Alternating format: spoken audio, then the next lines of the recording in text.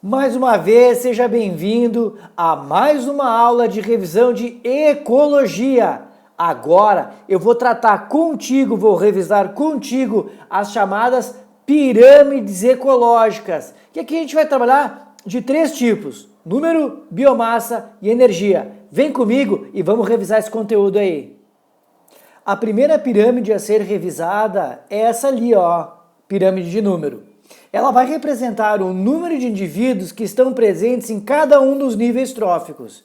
Sabe qual é que é o probleminha dela? Ela não considera o tamanho do indivíduo que compõe cada um dos níveis tróficos. Por isso que a representação gráfica, a representação didática da pirâmide, ela pode ser então dessa forma. Olha a primeira lá em cima. A primeira dela sendo uma representação do tipo direta, essa quando tu tem o maior número de produtores, por exemplo, aqui sendo representado por 10 mil plantas, depois servindo de alimento para mais ou menos 850 larvas de algum tipo de inseto que pode se alimentar de fruto, folha, enfim, qualquer parte da planta, e essas larvas servem de alimento, então, para 150 aves. Veja que o número de indivíduos vai diminuindo a cada nível trófico. Mas a pirâmide ela pode ser, então, do tipo invertida, ó. Quando que ela vai ser invertida? Quando o indivíduo produtor ele é de grande porte, como, por exemplo, uma árvore. Essa árvore pode ser uma árvore de 40 metros, não sei, pode ser uma árvore enorme e que está parasitada por mais ou menos 5 mil pulgões, se alimentando da seiva dessa árvore. E esses pulgões têm em seu trato digestório 30 mil protozoários. Então, tu está vendo que o que vai acontecendo? Vai ficando invertido, né, do produtor em relação ao consumidor. E tem essa pirâmide aqui de cima, ó, que é essa pirâmide onde ele começa com um produtor, certo? Duas árvores. Então, ela começa invertida, certo? E serve então para 1000 insetos, certo? Esses 1000 insetos, daí, de novo, podendo se alimentar de folha, fruto, seiva, até da própria madeira da árvore, né? Pode ser um cupim, sei lá.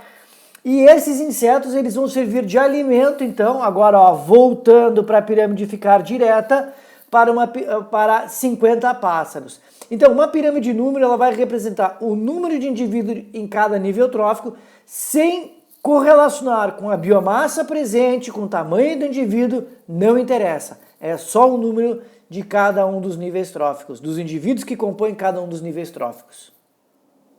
A nossa revisão das pirâmides ecológicas segue com a pirâmide de biomassa. Olha aqui ela, a pirâmide de biomassa. A pirâmide de biomassa, então, ela representa a quantidade de matéria orgânica, ou seja, a quantidade de biomassa presente, ou seja, acumulada, disponível em cada um dos diferentes níveis tróficos de uma cadeia alimentar. Então, olha um detalhe. Normalmente, e quase que 100%, as pirâmides elas são diretas, tratadas por unidades de medida como toneladas, quilogramas, gramas, microgramas.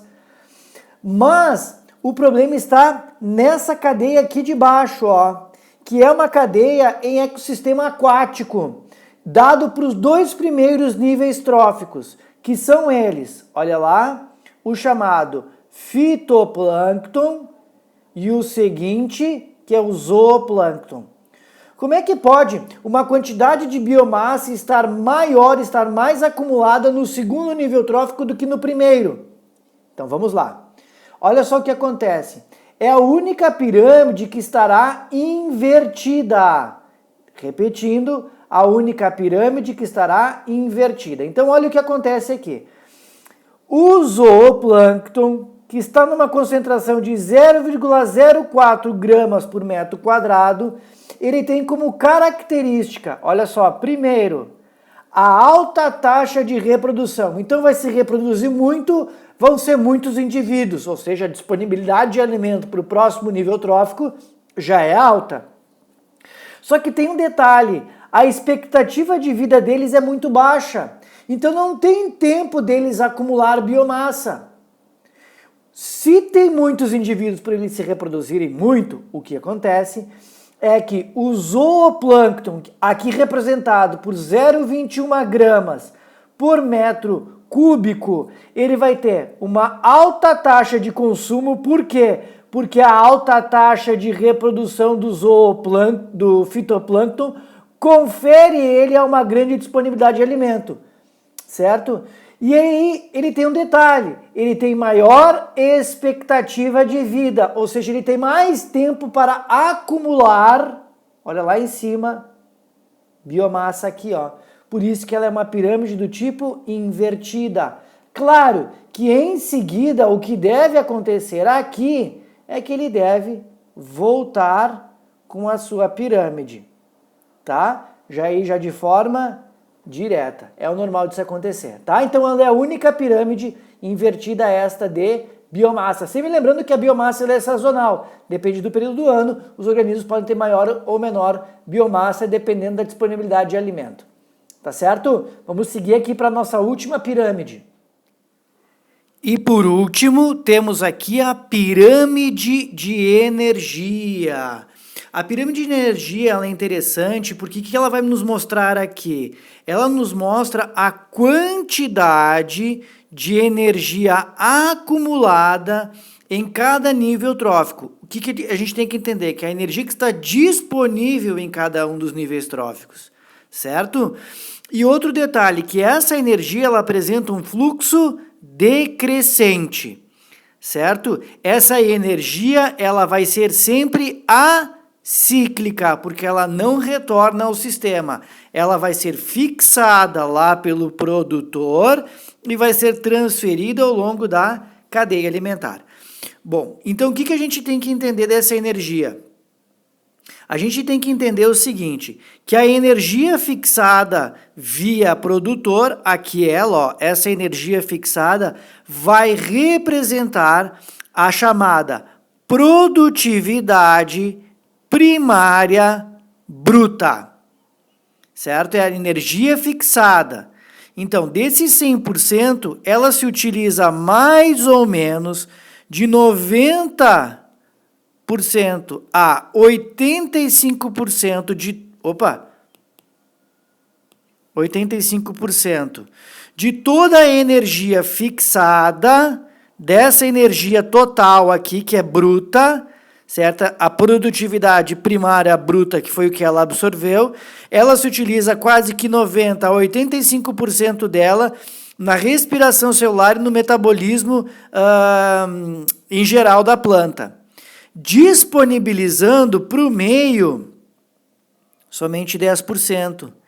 Esses 10% irão representar, então, esses 10%, a produtividade primária líquida, certo?